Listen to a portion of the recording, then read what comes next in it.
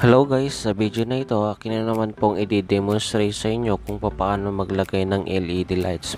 Meron po kasing customer na gusto pong magpalagay ng LED lights, kaya minadali ko na lang po ang naglagay. Kung inyo pong makikita dyan yung wire ng LED lights, yan yung ground, high at low. At ito naman po yung universal switch, yan po yung wire nya. Yan po. Marami nito guys na nabibili sa mga motor parts. Kung nyo pong mapapansin dyan guys, yung kulay yellow na yan, dati po yan nakakonect sa rectifier. Tinanggal natin yan, ilalagay natin po sa universal switch. Nyo pong makikita dito ay wala siyang switch. Yan. Ito po guys yung tinanggal natin kanina, yung yellow. At yung dalawa dyan guys na kulay white at blue, yun yung high and low. Itong kulay yellow na ito guys ay ikakabit natin kahit somewhere dun sa universal switch. Gaya nito guys, yan. Nilagay ko lang siya sa green. At yan naman pong isa guys ay nilagay ko sa red na may black. Magkakaroon lang yan guys ng kuryente kapag isinitch on nyo yung susian ng motor.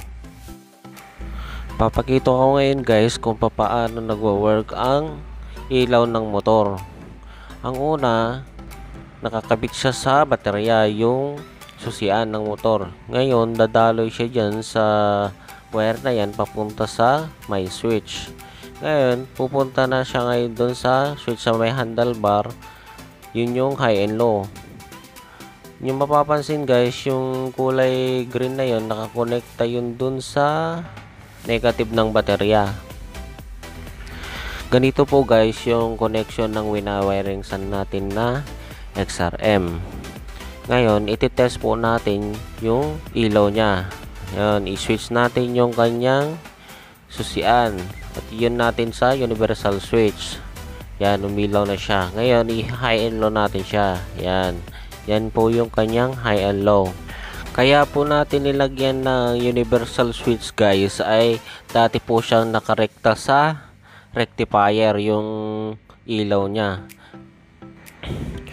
Ngayon guys ay dahil pinalitan po natin yung kanyang ilaw ay automatic na iba-battery drive natin, kasi kapag ginawa pa rin natin yung sa rectifier na tayo kukuha ay parang aandap-andap po siya. Kasi po guys, kapag naka-idle lang po yung makina ng motor ay parang nagbi-blink-blink lang siya kung naka-engine drive tsaka naka-rectifier lang siya.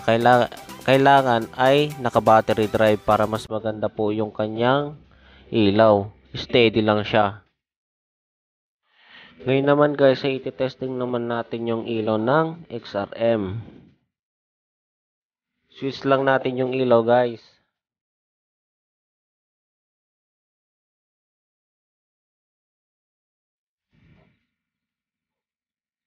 Yan guys, umiilaw na siya. Thanks for watching guys, at sana may natutunan kayo sa video na ito. Salamat!